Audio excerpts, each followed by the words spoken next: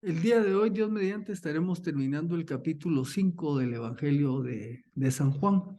En esta última parte vemos cómo Jesucristo presenta, por así decirlo, unos testigos que dan fe de quién es Él. Y vamos a ver en el estudio cómo es que Él lo maneja. Así que, bienvenidos nuevamente. El día de hoy continuamos con el capítulo 5. Si ustedes se recordarán, en este capítulo vemos que Jesús llega de nuevo a Jerusalén y vimos que está en aquel famoso estanque de Betesda, en donde Jesús sana a un hombre que había estado con una enfermedad incapacitante durante 38 años y lo sana y le dice que tome su lecho, su petate y que camine. Y es una sanidad inmediata. Y lo encuentran los judíos, básicamente los líderes religiosos, y lejos de ver el milagro que había acontecido, estaban preocupados porque según ellos el cargar ese lecho era trabajar. Y como era día sábado, eso no se podía hacer. Así que les doy este recuerdo porque si ustedes se fijan en todo ese tiempo que Jesús ha estado hablando después de haber sanado a este hombre, con los judíos hay una actitud que prevalece y es una dureza de corazón de parte de estos líderes. Si estos eran los líderes religiosos del pueblo, pues de ahí para abajo, imagínense cómo estaba este pueblo. El día de hoy estaremos viendo los versículos 30 al 47, ¿verdad? Me dicen que no me veo, ahora sí me veo, ahora ya estamos. Ahora sí, ya. Listos entonces. Bueno, versículo 30. Dice Jesús, yo no puedo hacer nada de mí mismo. Como oigo, juzgo, y mi juicio es justo porque no busco la voluntad mía, sino la voluntad del que me envió. Hasta este momento, recuérdese que Jesús en este intercambio de pensamientos con los líderes judíos les había dicho varias cosas. Mi Padre trabaja y yo trabajo, por lo tanto yo soy Señor del sábado. Pero también les dijo, todo lo que el Padre puede hacer, yo también lo puedo hacer. Hablamos de su naturaleza divina. También Jesús les dice, el Padre me ha otorgado a mí la potestad de juzgar. Para los judíos, solo Dios podía ser juez, pero Jesús les dice, yo puedo juzgar porque el Padre me lo ha dado. También le dio el poder de dar vida a quien él quisiera, porque para ellos solo el Padre podía resucitar, pero también el Hijo. Y en todo este intercambio de pensamientos, o esto que dice Jesús, en pocas palabras les está diciendo, yo soy Dios, yo soy el Mesías, yo soy el ungido. Y continúa aquí entonces cuando dice, yo no puedo hacer nada de mí mismo. Como oigo, juzgo, mi juicio es justo, porque no busco la voluntad mía, sino la voluntad del que me envió. Presenta una idea similar como lo que dijo en el versículo 19, que dice, lo que hago no lo hago independientemente del Padre, sino obro según su voluntad. Esto contrasta con la actitud interior de los judíos que no se sujetan a la voluntad de Dios. El versículo 31 agrega, si yo doy testimonio de mí mismo, mi testimonio no es verdadero. Bueno, alguno diría, bueno, ¿qué está diciendo? ¿Que Jesús no tiene la autoridad para dar testimonio de sí mismo? No, lo que pasa es que al parecer este tipo de pensamiento era una idea que venía de los judíos. En el versículo 13 del capítulo 8 más adelante, los fariseos le dijeron, tú das testimonio de ti mismo, tu testimonio no es verdadero. Entonces era una idea que prevalecía entre ellos de que alguien que daba testimonio de sí mismo no tenía poder. En esa oportunidad Jesús les respondió y les dijo, aun si yo doy testimonio de mí mismo, mi testimonio es verdadero porque sé de dónde vine y a dónde voy, pero ustedes no saben de dónde vengo ni a dónde voy. Ahora, eso es viéndolo más adelante. Pero en el pasaje que estamos estudiando, entonces Jesús lo que les quiso decir fue esto. Si yo doy testimonio de mí mismo, mi testimonio no es verdadero. ¿Qué quiere decir? Se podría expresar así. No les pido que acepten mi palabra por sí sola respecto a quien realmente soy.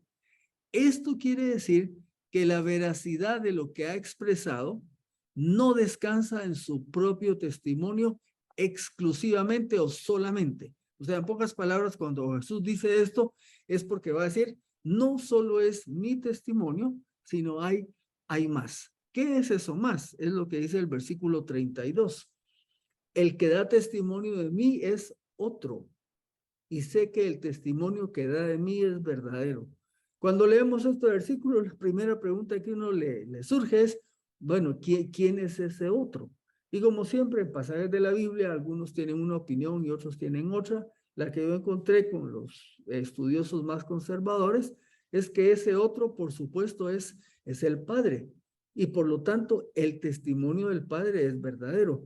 Y en lo que viene de los siguientes versículos, vamos a ver que Jesús, de alguna manera, va a presentar varios argumentos que apoyan quién es Él, o sea, su identidad como hijo de Dios, y lo va a hacer a través de varios testigos. Vamos a ver quién es el primer testigo. Algunos comentaristas dicen esto es como que si estuvieran en un juicio y se están presentando los argumentos y se presentan los testigos. A ver, ¿es Jesucristo el Mesías? Y entonces vamos a ver qué dicen los testigos. El primer testigo que va a citar Jesucristo es Juan el Bautista. El versículo 33.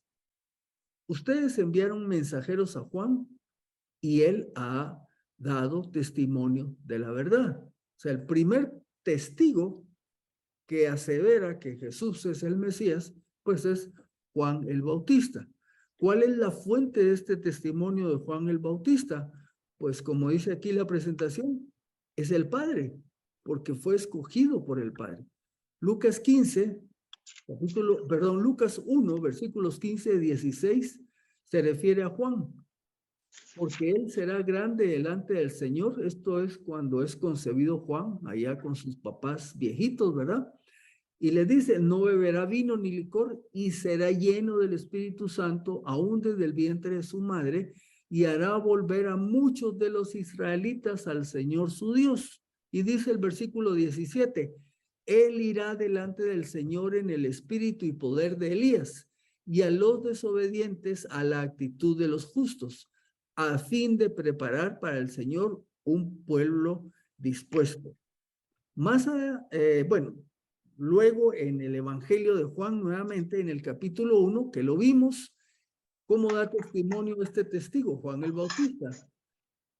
En el capítulo 1, versículo 29 y 30 dice, al día siguiente, Juan vio a Jesús que venía hacia él y dijo, he aquí el Cordero de Dios que quita el pecado del mundo.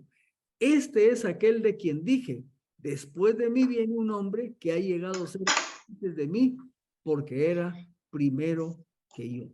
Así que el primer testigo que ama a Jesucristo es Juan el Bautista, y Juan el Bautista precisamente había declarado que Jesús es el Cordero de Dios que quita el pecado del mundo. En Mateo, capítulo 21, versículos 24 y 25, parte A, dice, entonces respondió Jesús y les dijo, y aquí es un altercado que tienen con los judíos, nuevamente con los líderes judíos.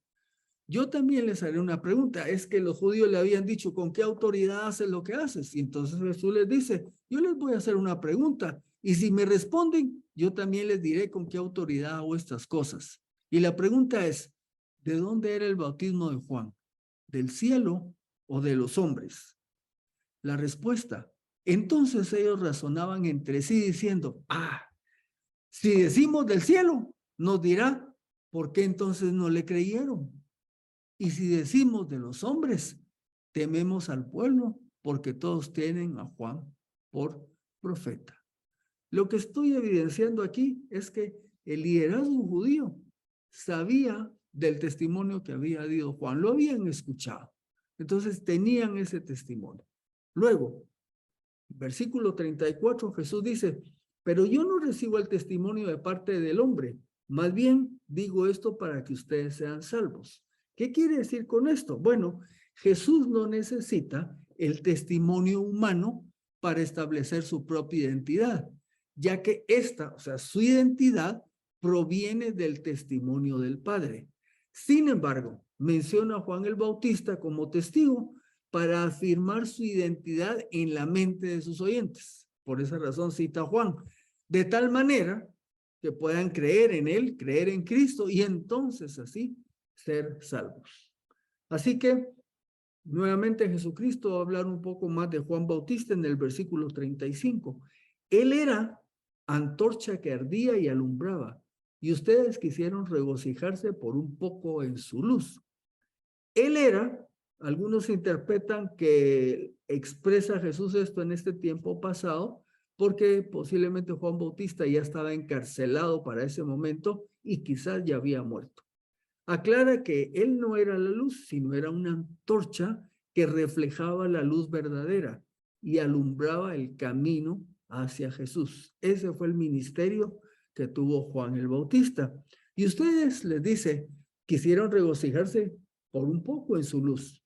Y ciertamente hubo un acercamiento y quizás cierto entusiasmo al inicio de la predicación de Juan, pero había sido temporal, ya que este liderazgo judío no soportaron el severo llamado al arrepentimiento personal que les hizo. Solo a manera de recordatorio, muchos judíos no consideraban que ellos tuvieran que arrepentirse, porque esto es la tarea de los gentiles. Ellos tenían que arrepentirse para creer en Dios y ser incorporados como prosélitos, pero ellos se consideraban pueblo de Dios. Así que cuando Juan en su predicación les dice que hay que arrepentirse, eso les caía como choque. Segundo testigo. ¿Cuál es ese segundo testigo que Jesús presenta en este capítulo, en esta parte? Las obras. Algunos dicen las señales o milagros, pero no únicamente señales y milagros. Vamos a verlo al final de esta parte.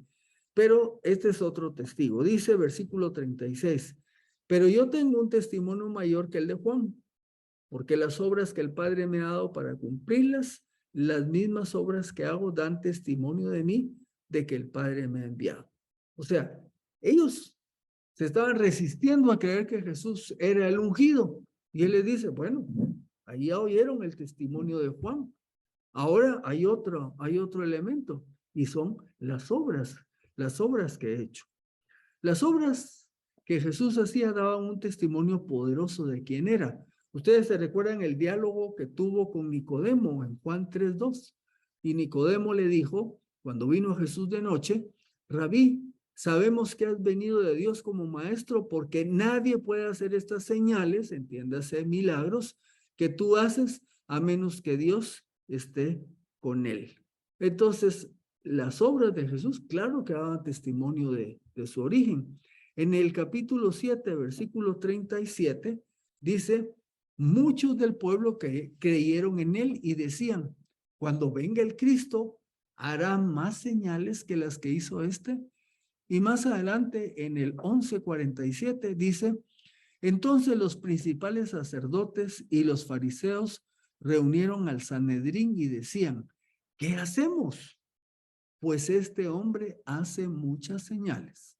Ajá, o sea que estos judíos, claro que se habían percatado de las obras de Jesús. Recuérdense que cuando Nicodemo fue con él, en el capítulo 2, Jesús había hecho muchas obras, muchas señales, y de ahí se deriva que llega Nicodemo, porque dice, reconocemos que vienes de Dios, porque nadie puede hacer las señales que tú haces. Bueno, señales viene de la palabra semeión, una señal normalmente milagrosa que confirma o corrobora o autentica algo. Por lo tanto, señal se enfoca en el objetivo final de la persona que la realiza.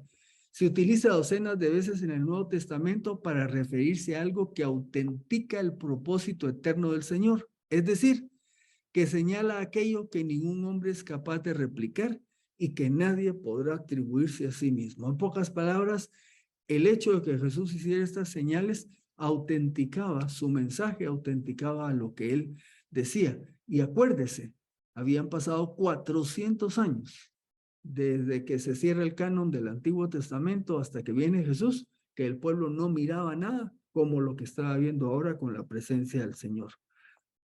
Dije que íbamos a aclarar esto de las obras. Dice, en su sentido más completo, no son solo milagros, porque las obras de Jesús también involucran su vida perfecta en obediencia y su obra de redención en la cruz. Así ya como un todo, toda su vida es una evidencia de quién es Él. Llamemos entonces al tercer testigo, el testimonio del Padre. Agreguen el versículo 37. Y el Padre que me envió ha dado testimonio de mí, pero nunca han oído su voz ni han visto su apariencia. O sea, el que ha dado testimonio de mí es el Padre, aunque ustedes no lo han oído ni lo han visto. Este testimonio se dio en su bautismo. ¿Recuerdan Mateo 3:17, cuando Jesús es bautizado por Juan Bautista y se oye la voz que dice, he aquí una voz de los cielos decía, este es mi hijo amado en quien tengo complacencia? Entonces este testigo que es el Padre en esta declaración, y hay una segunda oportunidad que es en la transfiguración, Mateo 17:5. Se recuerda cuando se va con los tres discípulos que eran Juan, Jacobo y Pedro, y se da la transfiguración. Así que esa escena es aquí. Mientras él aún hablaba, de pronto una nube brillante les hizo sombra, y aquí salió una voz de la nube diciendo, este es mi hijo amado, perdón, aquí se me fue, este es mi hijo amado en quien tengo complacencia. A él oigan. Así que este testimonio es el que está refiriéndose a Jesús. Ahora el versículo también nos dice que ellos, como judíos, nunca han oído su voz ni han visto su apariencia. Sin embargo, esto era cierto, pero si hubieran creído, entonces, como dice Juan 14:9, el que me ha visto al Padre. Y en el 10, las palabras que yo les hablo, no las hablo de mí mismo, sino que el Padre que mora en mí hace sus obras. En pocas palabras, el que cree y vio a Jesús y lo oyó, es como que hubiera visto y oído al Padre, según lo que dice el capítulo 14. Cuarto testigo, las Escrituras. Versículo 38. Ni tienen su palabra permaneciendo en ustedes, o sea, no solo no han visto a Dios, no le han conocido de una manera personal, sino que no tienen su palabra permaneciendo en ustedes, porque ustedes no creen a quien Él envió. Si ellos hubieran tenido la palabra en su corazón, no hubieran tenido dificultad para creer en Jesús. Aunque se ufanaban de ser conocedores de las Escrituras, en realidad no las tenían en su corazón. Y la prueba es que no creyeron en el Señor. Así que les continúa diciendo, escudriñen las Escrituras porque les parece que en ellas tienen vida eterna y ellas son las que dan testimonio de mí.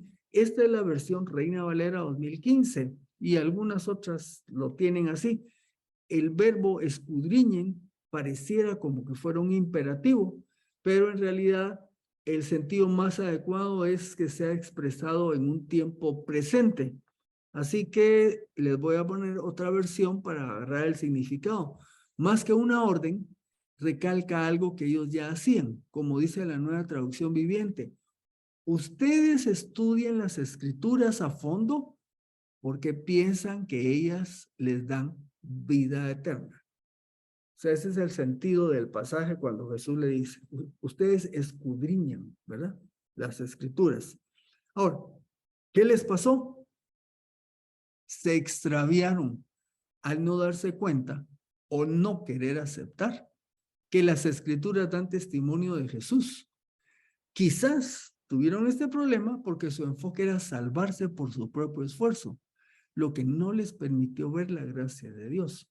Usted sabe que todo el gran rollo de los judíos en ese tiempo era cómo vivir una vida de tal manera que eso les llevara a ser justificados delante de Dios. El famoso tema de la salvación por obras que más adelante Pablo va a desarrollar ampliamente.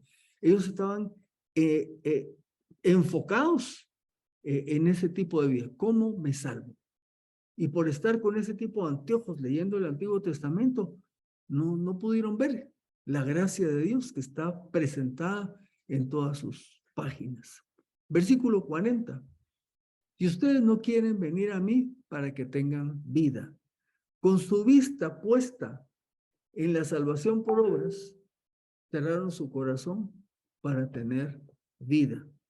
Versículo 42 y 43, ahí tengo un error. No recibo gloria de parte de los hombres. Al contrario, yo los conozco que no tienen el amor de Dios en ustedes. ¿Qué quiere decir esto? La identidad de Jesús no depende del reconocimiento de los hombres. Y él no recibe gloria de aquellos que no creen en él. Esto él lo sabía porque conocía sus corazones. ¿Qué les agrega? Yo he venido en nombre de mi Padre y no me reciben. Si otro viniera en su propio nombre, a aquel recibiría. Ok, esto lo vamos a ver que se ha dado a través de toda la historia. En su dureza de no haber creído en el que envió el Padre, los deja a merced de caer en las manos de los falsos maestros. Más adelante, Jesús se expresa en Mateo 24:24. Se levantarán falsos cristos y falsos profetas y harán grandes señales y maravillas de tal manera que engañarán, de ser posible, aún a los escogidos. Ellos se resistieron ante el Mesías, pero si venía otro, a ese sí le creían. Y Pablo lo advierte también para el tiempo de la iglesia. Vendrá el tiempo cuando no soportarán la sana doctrina, más bien, dice, que la gente, teniendo comezón de oír, amontonarán para sí maestros conforme a sus propias pasiones. O sea, el ser humano sí tiene oídos para ir a falsos maestros y falsos cristos, pero cuando vino la luz no fue recibida por los hombres. Versículo 44. ¿Cómo pueden ustedes creer? Pues recibiendo la gloria los unos de los otros, no buscan la gloria que viene de parte del único Dios. No podían creer porque ellos buscaban su propia gloria y no la gloria de Dios. ¿Se acuerda usted de los círculos acerca de quién controla la vida en las 4 leyes espirituales? No sé si se acordará, pero yo se los voy a colocar acá. La vida dirigida por el yo, dice. Aquí hay una sillita que representa, como quien dice, el trono, el centro de la vida del ser humano. Cuando uno está en el centro de la vida, pues no hay lugar para Dios. Y eso era lo que le pasaba a estos oyentes de Jesús. Ellos estaban en el centro de su vida, no había lugar para creer en Cristo. Y como es para que usted se recuerde, el otro esquema es el que ve usted acá. Esta es una persona que ha cedido el control de su vida a Cristo. Y entonces, esta es una persona que puede reconocer su grandeza y darle gloria. Versículo 45. No piensen que yo los acusaré delante del Padre. ¿A quién los acusa? Moisés, en quien ha puesto la esperanza, en quien han puesto la esperanza. Ahora usted va a decir, Moisés, pero si Moisés había vivido hacía cientos de años. Mire, los líderes judíos se ufanaban de ser discípulos de Moisés. En el capítulo 9, 28, le dijeron al ciego que había sanado Jesús, pero nosotros somos discípulos de Moisés. ¿Se recuerdan que estaban cuestionando quién lo habían sanado y todo? Y el ciego en un ratito les dice, tanta pregunta que me hacen, ¿acaso quieren ser ustedes discípulos de Jesús? Y se enojaron. Y fue donde le dijeron, nosotros somos discípulos de Moisés. Y Jesús más adelante, en Mateo 23:2, asevera esto. Los escribas y los fariseos están sentados en la cátedra de Moisés. O sea, estudiaban los escritos de Moisés. Por cierto, en ese pasaje Jesús agrega, hagan lo que ellos dicen, pero no lo que ellos hacen, ¿verdad? Porque estos judíos eran teoría, pero no práctica. Jesús les dice que no los va a acusar por su incredulidad. Quien los va a acusar va a ser Moisés. Pero ¿cómo podría hacerlo si Moisés había muerto hacía cientos de años? En este pasaje Jesús está utilizando una figura de lenguaje que se llama metonimia. Vamos a irnos al diccionario de la lengua española. La metonimia es un tropo que consiste en designar algo con el nombre de otra cosa, tomando el efecto por la causa o viceversa. Por ejemplo, el autor por sus obras, el signo por la cosa significada. Por ejemplo, ahí tengo un error donde dice BNAS son canas. Si usted dice las canas ya no le permiten ser tan activo, lo que está diciendo es por la vejez, ese señor ya no es tan activo. Entonces es una metonimia, pero aquí lo van a entender mejor.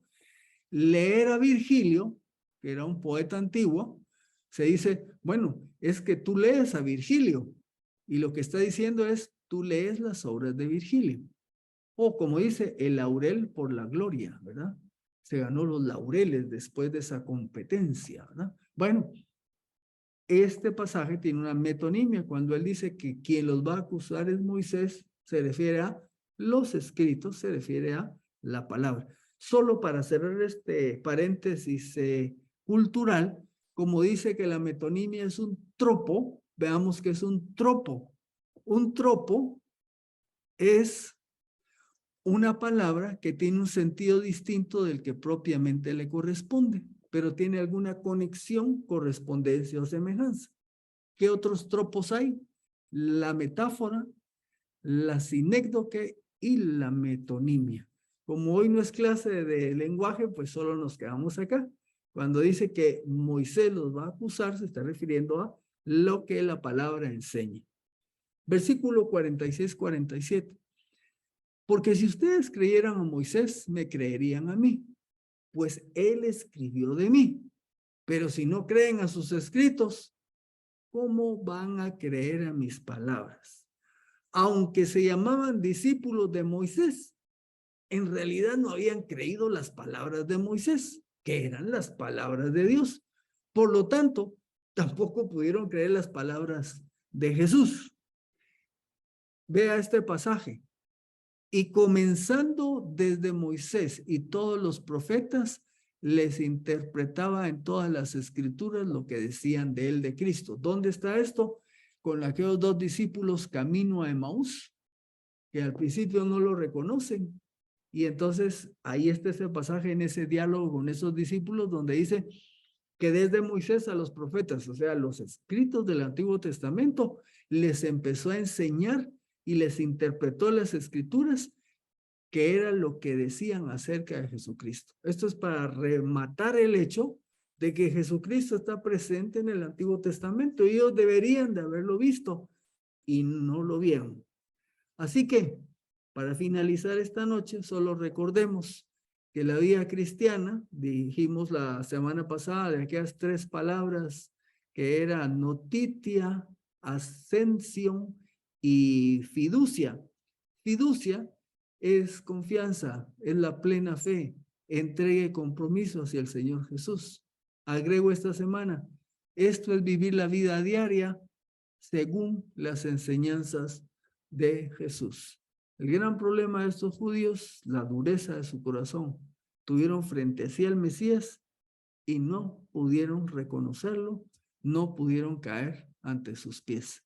Como sí lo hicieron Juan el Bautista, los primeros discípulos, los mismos samaritanos, la mujer samaritana y los de ese pueblo, aquel hombre que fue al que le sanó a su hijo, que sí cayeron a los pies de Jesús. Estos hombres, conociendo las escrituras, pero no las habían creído, no pudieron reconocer al Mesías. Así que cerramos el capítulo 5 viendo la tristeza de la dureza del corazón en este momento de los líderes judíos, pero hoy día la misma dureza que hay en las personas a las que les compartimos el evangelio y sencillamente no creen en el Señor por la dureza de su corazón. Terminamos comentando lo triste que es ver en este capítulo la dureza del corazón de estos líderes del pueblo judío. porque básicamente con los que él estaba hablando era con los fariseos y aquellas personas distinguidas del ambiente religioso de Israel, y que pese a que, como dijimos, se ufanaban de que eran discípulos de Moisés, que conocían las escrituras, en realidad no habían creído en su corazón genuinamente en lo que las escrituras enseñan. Por eso no pudieron creer en Cristo Jesús ni rendirse a Él como su Señor y Salvador. Bueno, así hay personas que vamos a encontrar en el camino, que les compartimos el Evangelio y sencillamente no logran ver la luz que emana de ese mensaje. Nos vemos la próxima semana.